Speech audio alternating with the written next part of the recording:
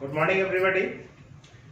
आज हम शुरू करेंगे 11th का नया चैप्टर वेक्टर। तो हम शुरू करते हैं वेक्टर चैप्टर। वेक्टर शुरू करने से पहले हम लोग ऑलरेडी इसके बारे में 9th क्लास में कुछ डिस्कस कर चुके हैं। चलिए देखते हैं वेक्टर में हमें पढ़ना क्या है। सबसे पहले है वेक्टर का इंट्रोडक्शन, फिर उसके बाद है आपका रिप्रेजेंटेशन ऑफ वेक्टर,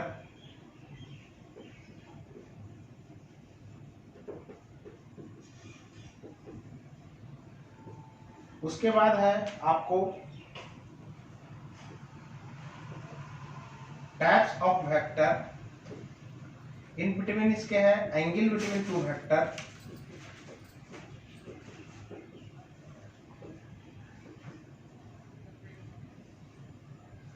और फिर हम पढ़ते हैं addition of vector,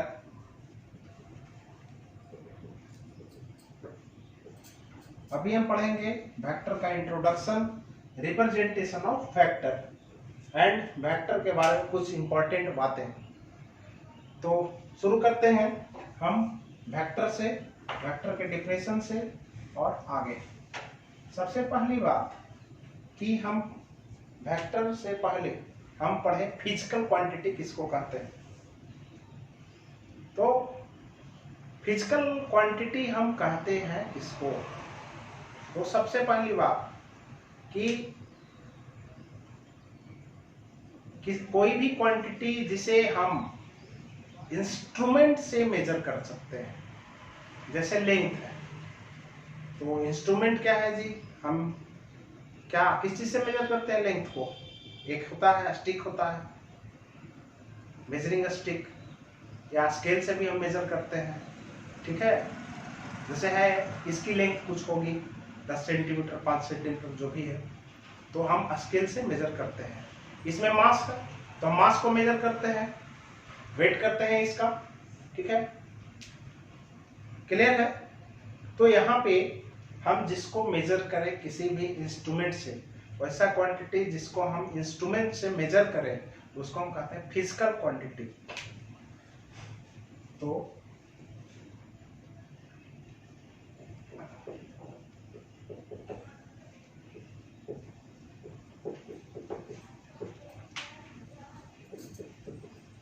anything is can be measured with help of instrument is called physical quantity।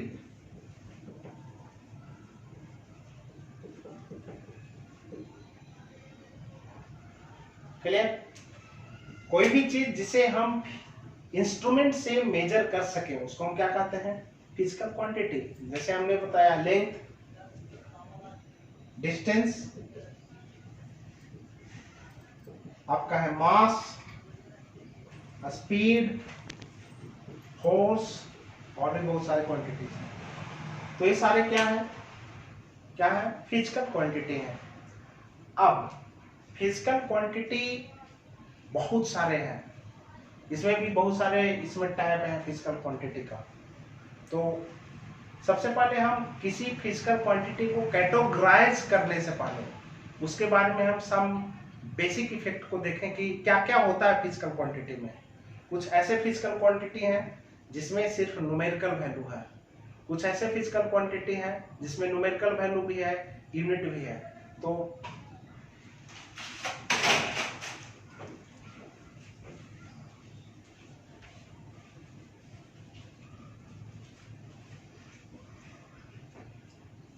उससे पहले हम एक चीज और सीखेंगे, वह है मैग्नीट्यूड। मैग्नीट्यूड किसको कहते हैं? हम देखिए फोर्स को, किसी भी ऑब्जेक्ट पे हम फोर्स लगा रहे हैं, किसी भी ऑब्जेक्ट पे फोर्स लगा रहे हैं, किस डायरेक्शन में है? तो ये ईस्ट की ओर है। ठीक है, तो फोर्स को हम F से रिप्रेजेंट करते हैं।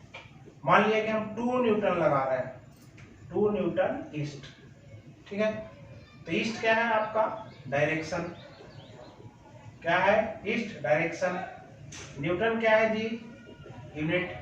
2 क्या है? Numerical value. क्या है? न्यूमेरिकल वैल्यू, ठीक है। तो किसी भी फिजिकल क्वांटिटी का न्यूमेरिकल वैल्यू यूनिट के साथ साथ क्या कहलाता है? उस फिजिकल क्वांटिटी का मैग्नीट्यूड कहलाता है। क्या कहलाता है? उस फिजिकल क्वांटिटी का magnitude.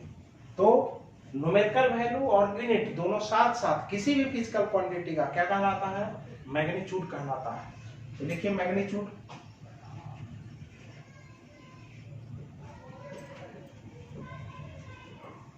Numerical value with unit of any physical quantity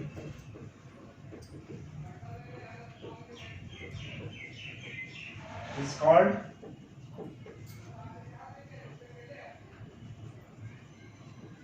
magnitude of that physical quantity.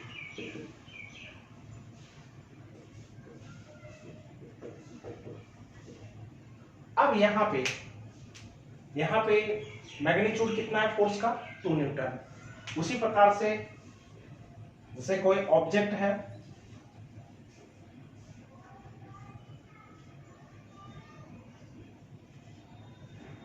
यह कार है, कार हमें मूव किया है कहां से कहां? यहां से चल के 2 मीटर यहां तक। कितना है? 2 मीटर। किस ओर चला है? ईस्ट की ओर।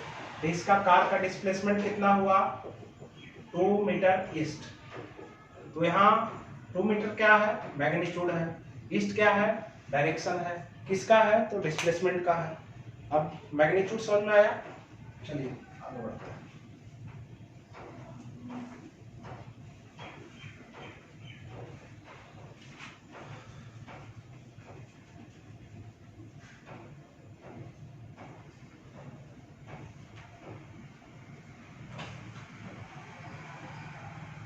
अब बहुत सारे फिजिकल क्वांटिटी हैं, जैसे कुछ फिजिकल क्वांटिटी हैं जिसमें सिर्फ न्यूमेरिकल वैल्यू होता है। जैसे में नाम सुने हैं, जैसे में बहुत सारे ऐसे फिजिकल क्वांटिटी हैं जिसमें सिर्फ न्यूमेरिकल वैल्यू होता है। एग्जांपल बताइए। रिफ्रैक्टिव इंडेक्स नाम सुने? Refractive index, coefficient of friction,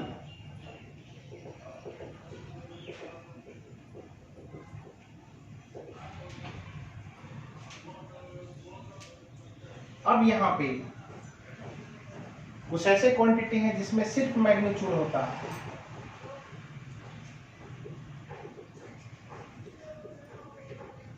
example में डिस्टेंस, स्पीड,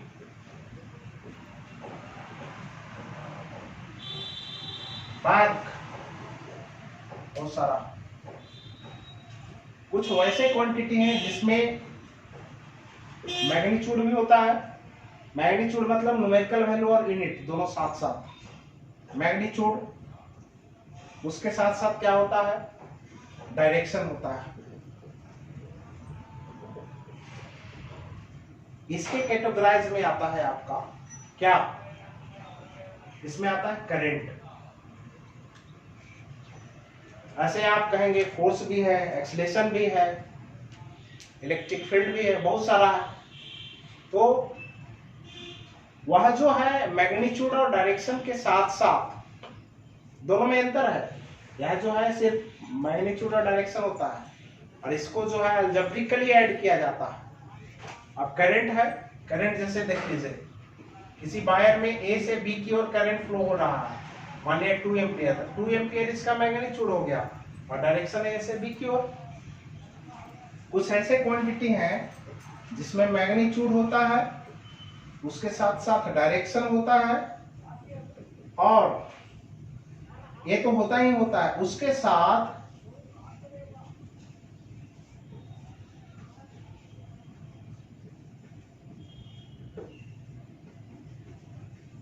उसको एक विशेष रूल से ऐड किया जाता है। ये दोनों में ही अंतर है, इसको विशेष रूल से ऐड नहीं किया जाता है, इसको विशेष रूल से ऐड किया जाता है। तो ये एक स्पेसिफिक टाइप हो गया, ठीक है। जैसे में फोर्स, डिस्प्लेसमेंट, फिर है आपका एक्सीलरेशन, फिर है आपका इलेक्ट्रिक फील्ड, बहुत सारा है। कुछ वैसे क्वांटिटी है इसमें चारों में किसी को फॉलो नहीं करता।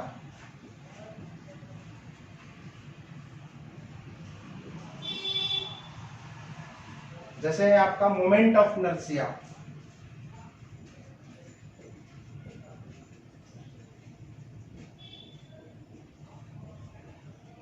अब यहां पे जैसे हम ये अगर हम इस तरह से कैटेगराइज करें तो कितने प्रकार के होने चाहिए वेक्टर? 1 2 3 4 5, लेकिन 5 टाइप का है।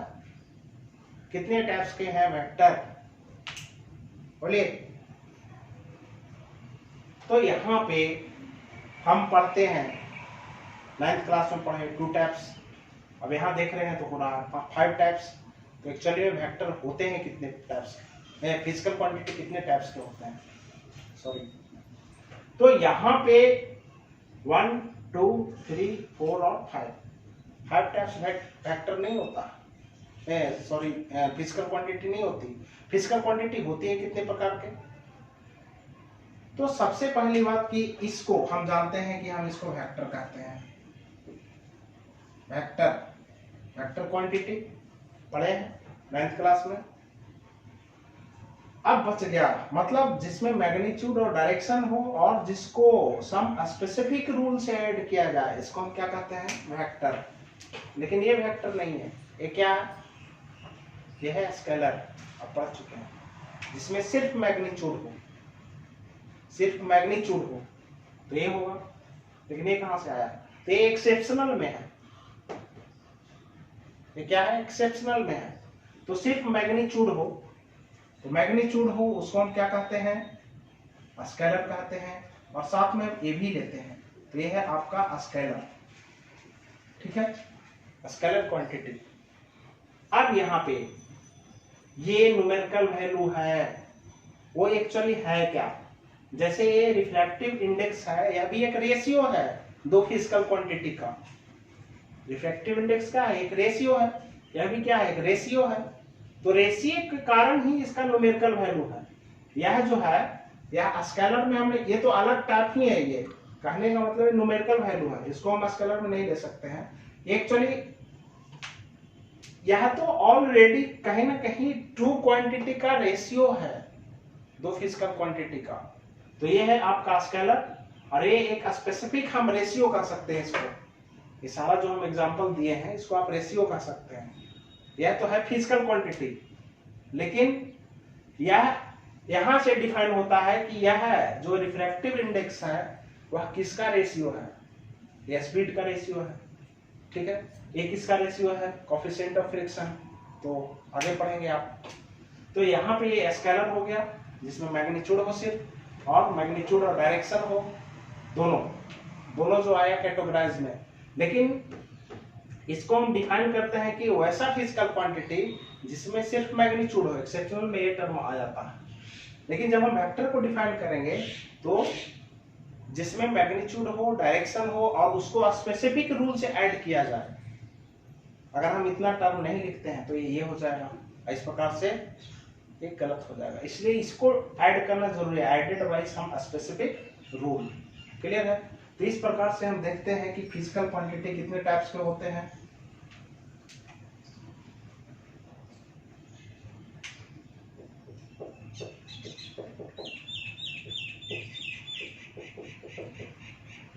तीन टाइप्स का हो रहा है।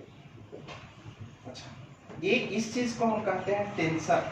इसको क्या कहते हैं? टेंसर। अब हम एक एक करके हम बताते हैं। स्केलर क्वांटिटी, वेक्टर क्वांटिटी, और तीसरा है आपका टेंसर।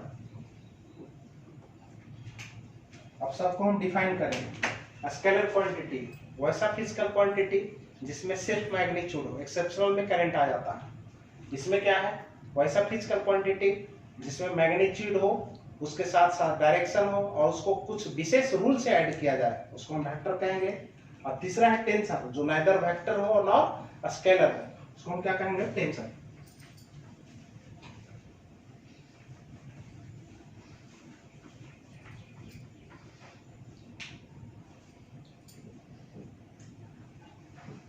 स्केलर हम लिखें such physical quantity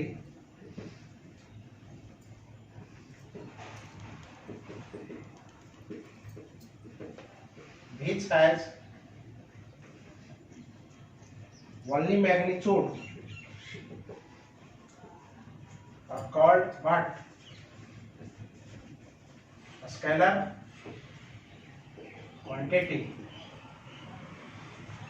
एग्जाम्पल में work, power, energy, speed, distance, ठीक है। नेक्स्ट है आपका vector. Vector quantity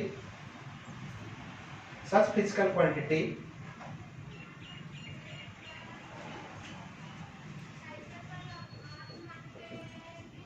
which has magnitude as well as मतलब उसके साथ साथ, as well as direction and added by some specific rule। इसको हम क्या कहते हैं, इसको कहते हैं are called क्या, वेक्टर। एग्जाम्पल में फोर्स, एक्सेलरेशन, इलेक्ट्रिक फील्ड, बहुत सारे हैं।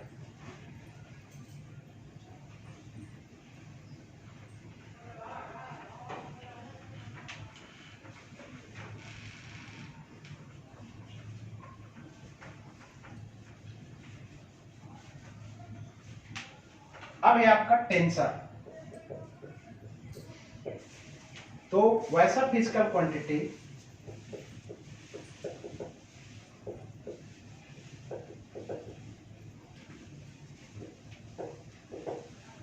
which is neither a scalar nor vector is called tensor। वैसा फिजिकल क्वांटिटी जो ना तो वेक्टर है ना ही स्केलर है, उसको हम क्या कहेंगे, टेंसर कहेंगे। एग्जांपल में मोमेंट ऑफ इनर्शिया, क्लियर। तो हमने पढ़ा अभी कि physical quantity 3 types, vector, scalar और टेंसर, तीनों का कैटेगराइजेशन हो गया। रियली में हमको जो चैप्टर में पढ़ना है वह है आपको वेक्टर। अब वेक्टर के बारे में हम पढ़ेंगे। अरे इसका उपयोग पूरे फिजिक्स में, जब तक आप फिजिक्स पढ़ते हैं, ये नहीं कि सिर्फ और सिर्फ हम 11-12 में की बात कर रहे हैं, जब तक आप पढ़ रहे हैं फिजिक्स, IIT, JEE, नेट जो भी है, तब तक आपका वेक्टर का कंसेप्ट हर चैप्टर में लगेगा। हर चैप्टर में वेक्टर जो है वो बहुत इंपॉर्टेंट चैप्टर है और इसकी कंसेप्ट को बारीकी से समझना बहुत जरूरी है। सबसे पहले तो अभी हम डेफिनेशन देखेंगे, उसके बाद आपको धीरे धीरे कंसेप्ट बताएंगे, फिर इस पे आधारित सारे न्यूमेरिकल को करना होगा। न्यूमेरिकल कीजिए, शीट बनाइए, रेफरेंस बुक का हेल्प लीजिए, ठीक है। आपको जो भी क्वेश्चन है क्लास में अरेंज कीजिए, सारा क्वेश्चन का हल होगा। अभी हम वेक्टर के बारे में पढ़ेंगे। वेक्टर है क्या, वो तो हम बता चुके हैं डेफिनेशन से, कि जिसमें क्या है, मैग्नीट्यूड है, उसके साथ साथ डायरेक्शन है, उसको विशेष रूल से ऐड किया जाता है। विशेष रूल है आपका triangles law, parallelograms law, polygons law, ठीक है। अभी हम पढ़ेंगे रिप्रेजेंटेशन ऑफ वेक्टर। क्या पढ़ेंगे, रिप्रेजेंटेशन ऑफ वेक्टर।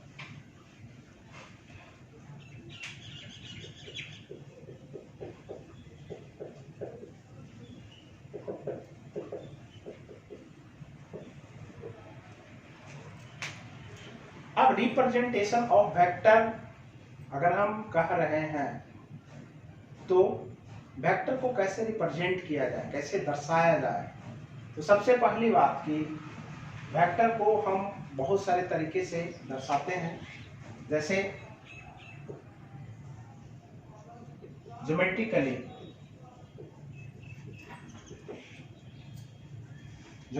दर्शाते हैं। दूसरा है बाइलेटर, ठीक है, दो तरीके से हो गया। तीसरा है एनालिटिकली, या हम कह सकते हैं डिस्क्राइब करके, बाय डिस्क्रिप्शन, डिस्क्राइब करके हम उसको बताते हैं कि ऐसे है वेक्टर, वैसे है वेक्टर, है ना। और भी तरीके हैं, एक तरीका और है, दो तरीका और है, तो बहुत सारे तरीके से हम वेक्टर को रिप्रेजेंट करते हैं, लेकिन जनरली हमको दो तरीके पे विशेष ध्यान देना है, ठीक है। इसको भी हम सीख लेंगे, और भी है, सुनिए।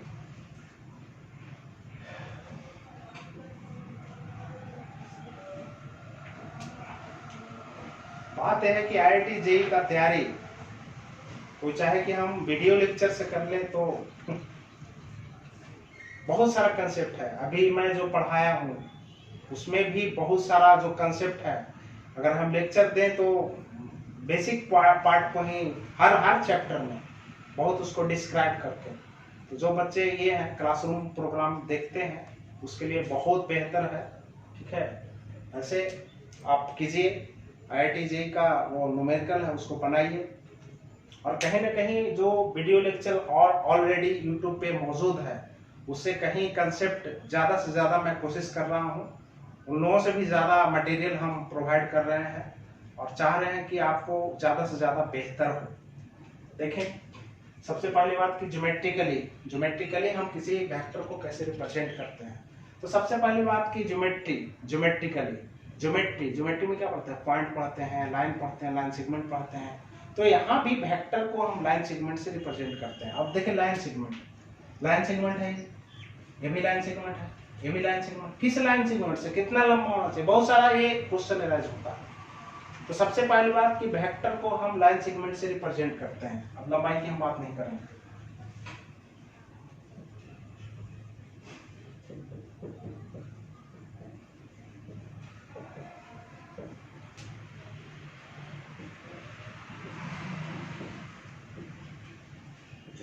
अब यहाँ पे हम कितना लंबा खींचे, ये सवाल का जवाब हम देने से पहले कुछ देखेंगे।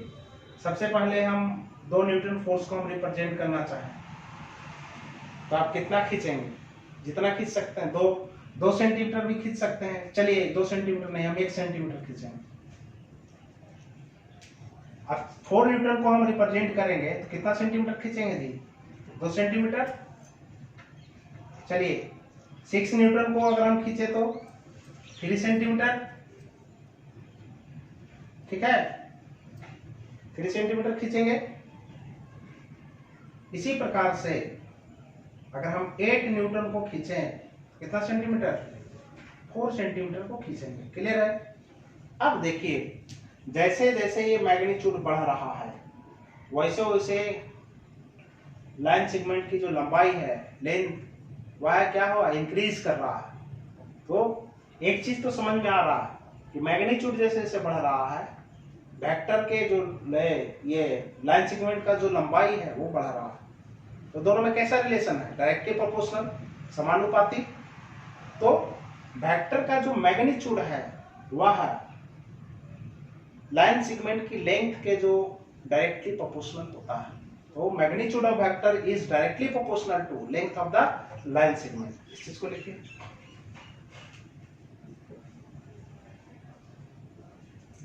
magnitude of vector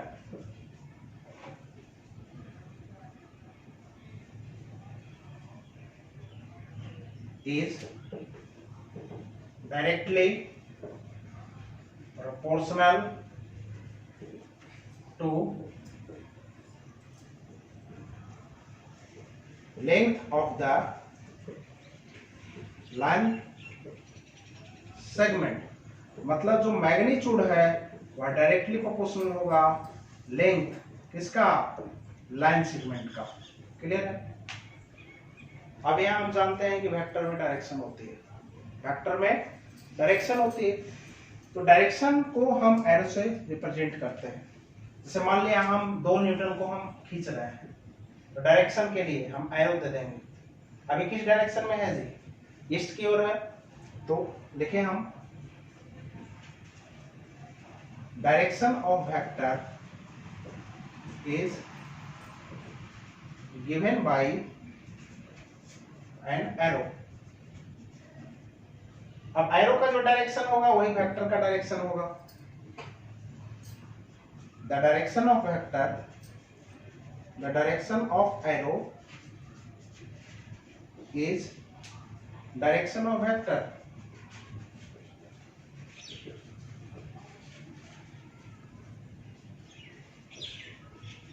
मतलब जो डायरेक्शन वेक्टर का एरो का होता है वही डायरेक्शन में क्या होती है, वेक्टर होती है। समझ आई बात? तो ये है आपका रिप्रेजेंटेशन ऑफ वेक्टर ज्योमेट्रिकली। अब हम यहाँ पे एक टर्म लिखे हैं डायरेक्शन। डायरेक्शन समझ में आती है, आप लोग ज्योमेट्री में पढ़े हैं, ये इसमें ज्योग्राफी में डायरेक्शन पढ़ाया गया होगा। चलिए बता देता हूँ डायरेक्शन।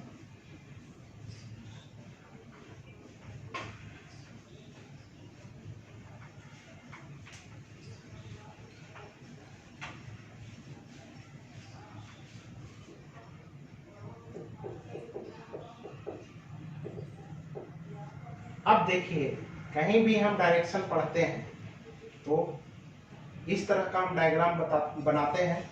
इधर हो गया north, south, east, west. Clear है? सुनिए ये बात। नहीं समझ में आएगा तो आपको जिधर पता होगा नॉर्थ, तो ऊपर वाला है जो नॉर्थ की ओर कर दीजिएगा, बाकी आपको खुद समझ में आ जाएगा। राइट हैंड की ओर क्या ईस्ट, लेफ्ट हैंड की ओर क्या वेस्ट, ऊपर की ओर नॉर्थ, नीचे की ओर साउथ, इधर ईस्ट वेस्ट। अब देखिए कोई भी वेक्टर ऐसे रहे, इस तरह से रहेगा तो किधर है जी, ईस्ट की ओर। इसको हम लिखेंगे टुवर्ड्स ईस्ट, टुवर्ड्स ईस्ट। इसको बोलिए टुवर्ड्स नॉर्थ, इसको towards south, sorry towards waste, towards south. Clear है? ये डायग्राम बनाया हुआ आपका नहीं रहेगा, जैसे ये डायग्राम बनाया हुआ नहीं है, ऐसे ऐसे, इसका मतलब क्या, टुवर्ड्स ईस्ट ऐसे है, इसका मतलब क्या, टुवर्ड्स नॉर्थ ऐसे है, इसका मतलब टुवर्ड्स साउथ। क्लियर है? अब देखिए अब इस तरह से नहीं है, पैरेलल नहीं है नॉर्थ डायरेक्शन और साउथ डायरेक्शन का। अब मान लिया जाए यह 45 डिग्री एंगल पे है। अब देखिए ये वेक्टर है, अरे 45 डिग्री एंगल पे है, किसके साथ, ईस्ट के साथ। ये नॉर्थ के साथ में क्या हो जाएगा 45, मतलब दोनों के साथ इक्वल एंगल बना रहा है। इसको हम कहते हैं equally inclined to north and east direction. अब इक्वली इंक्लाइंड है नॉर्थ डायरेक्शन के भी और ईस्ट डायरेक्शन के भी।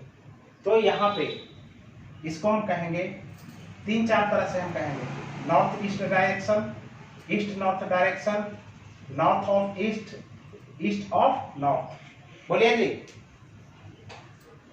इसको लिखिए 45 डिग्री है, equally inclined to north and west direction. ठीक है?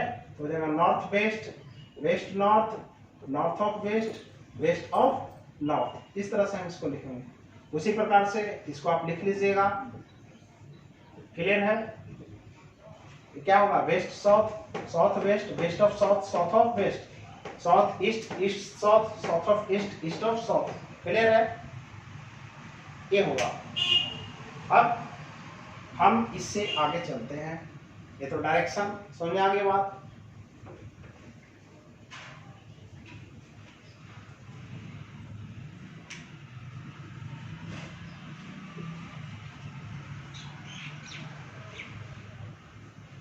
यहाँ पे एक और टर्म है, जैसे 45 डिग्री नहीं है, यह जो एंगल है वह है आपका 60 डिग्री। 60 डिग्री नहीं तो अल्फा है, अल्फा डिग्री है। किसके साथ एंगल बना रहा है, किसके साथ, नॉर्थ के साथ या वेस्ट के साथ, वेस्ट के साथ। इसको लिखते हैं 60 डिग्री वेस्ट ऑफ साउथ नहीं लिखते हैं, जिसके साथ एंगल नहीं बना रहा है नॉर्थ, नॉर्थ ऑफ वेस्ट लिखेंगे। कोई कोई गलती करते हैं वेस्ट ऑफ नॉर्थ लिखते हैं, मतलब वेस्ट के साथ बना रहा है एंगल। या हम इसको लिख सकते हैं alpha degree north of west. Clear है? इसको देखिए बीटा डिग्री किसके साथ एंगल बना रहा है? वेस्ट के साथ। तो नॉर्थ को पहले लिखेंगे north of west. Theta degree किसके साथ एंगल है? साउथ के साथ। पहले हम किसको लिखेंगे? वेस्ट को लिखेंगे, वेस्ट ऑफ साउथ। क्लियर है? उसी प्रकार से इसको देखिए गामा डिग्री किसके साथ एंगल है? साउथ के साथ। पहले क्या लिखेंगे? West, west of south. Clear? अभी हुआ डायरेक्शन। अब दूसरा टॉपिक है आपका representation of vector by a letter.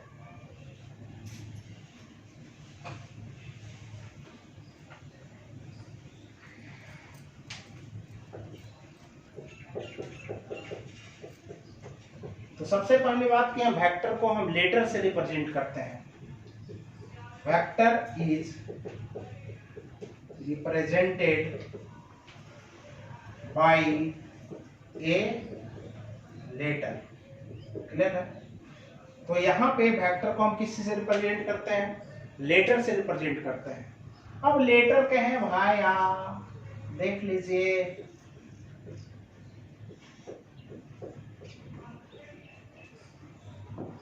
Cursive letter, small letter, capital letter, ये क्या लेटर, वो क्या लेटर।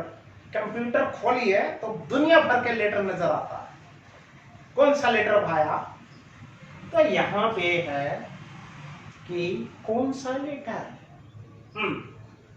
तो यहां पे हम स्मॉल लेंगे, कैपिटल लेंगे। इसको क्या बोलते हैं?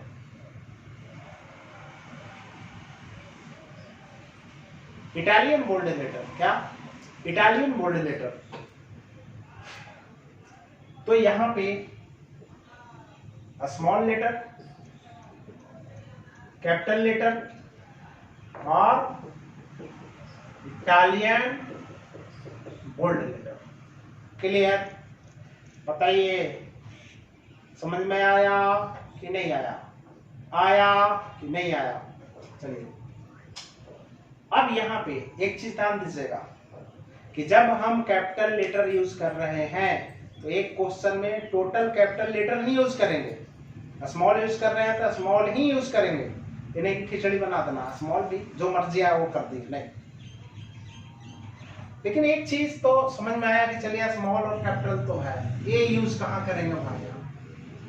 तो सही बात तो ये है ना, कौन इतना डिजाइन बनाएगा भाई?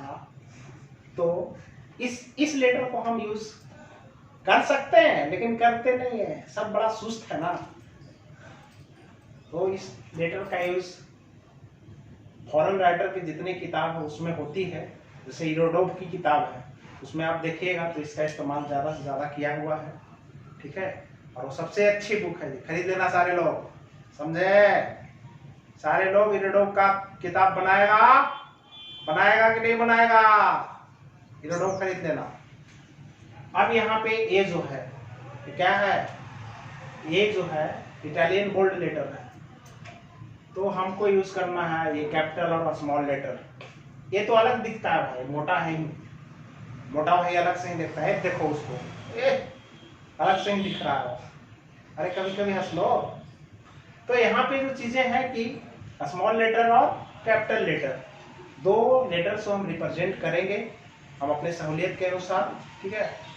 अब दूसरी चीजें हैं कि हम लिखें ये, तो इसको क्या पढ़ेंगे? लेटर ए पढ़ेंगे, वेक्टर ए तो नहीं पढ़ेंगे। तो यहाँ पे हम वेक्टर ए दिखने के लिए हम उसके माथे पर एक कैप देते हैं, एरोपार्ट देते हैं, एरोपार्ट या कैप देते हैं, उल्टा टोपी पहनाते हैं। कहाँ कहाँ यूज करते हैं, कैसे कैसे यूज करते हैं? सबसे पहले हम एरोपार्ट देंगे। Be put arrow part over the head of representing letter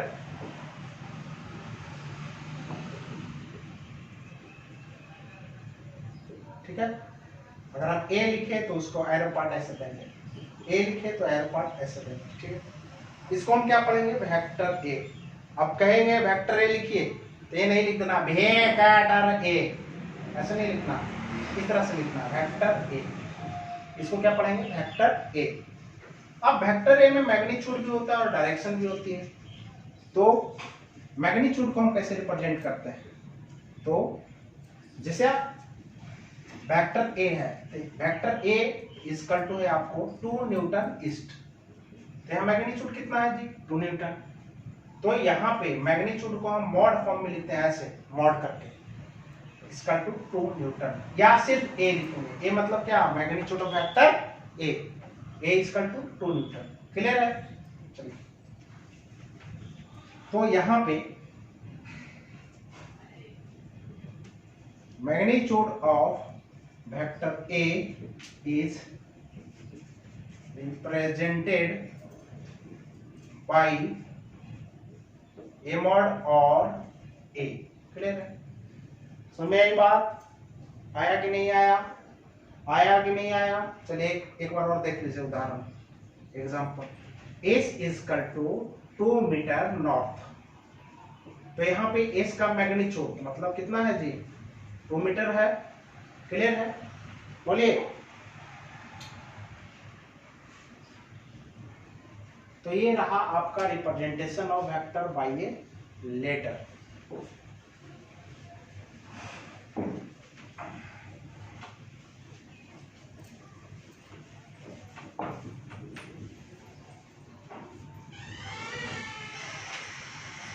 अब पढ़ेंगे आगे, किसी भी वेक्टर को हम डिस्क्रिप्टिव मेथड से कैसे लिखते हैं। जैसे हम देख लीजिए लिखते हैं, और भी टाइप्स है, बहुत सारा है, वो ग्राफिकल मेथड क्या क्या वो बहुत सारा। जैसे हम लिखें कि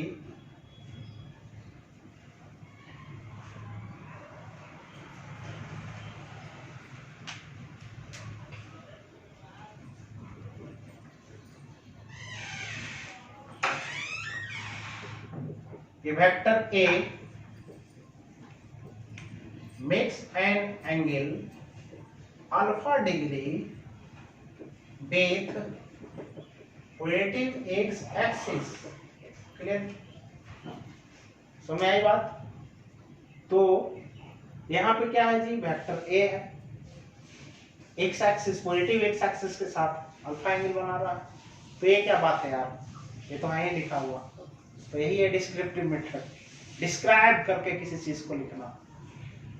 लेकिन अल्फा ए रहेगा और अल्फा सिर्फ हम बनाएंगे, तो ये भी तो अल्फा हो सकता है भाया, ये भी तो हो सकता है। अरे बोलो,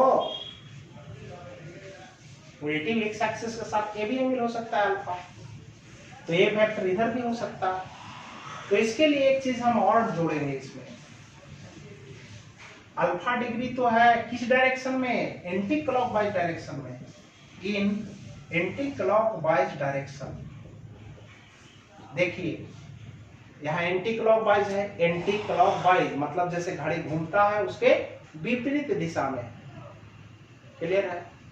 और फॉरेन राइटर जितने भी रोडोव भी है CCW लिखता है इसी चीज को, CCW। अभी CCW क्या है, सेम चीज है, एंटी क्लॉकवाइज। इसको पढ़ते हैं काउंटर क्लॉकवाइज। काउंटर मतलब जैसे घड़ी घूमता है उसका विपरीत, क्लॉकवाइज मतलब जैसे घड़ी घूमता है वैसे। तो ये जो एंगल है वह है काउंटर क्लॉकवाइज CCW डायरेक्शन में या एंटी क्लॉकवाइज डायरेक्शन में, दोनों एक ही चीज है, कंफ्यूज आइएगा नहीं भाई। तो यहाँ पे अगर हम कहें कि ये तो ठीक है, अब देखिए मान लिया बी वेक्टर है और ये है आपको थीटा डिग्री, तो इसको हम कैसे एनालाइज करेंगे। तो vector B makes an angle theta degree with positive X axis in clockwise direction CW direction. Clockwise को क्या लिखते हैं, CW। क्लियर है। अब देखिए इसको हम कैसे लिख सकते हैं, और इस चीज को हम ऐसे भी लिख सकते हैं, vector A is equal to magnitude कितना है ये वेक्टर का वेक्टर का मैग्नीट्यूड मान लिया ए है, कितना है, ए है, एंगल कितना है, अल्फा डिग्री है। समझ में आई बात?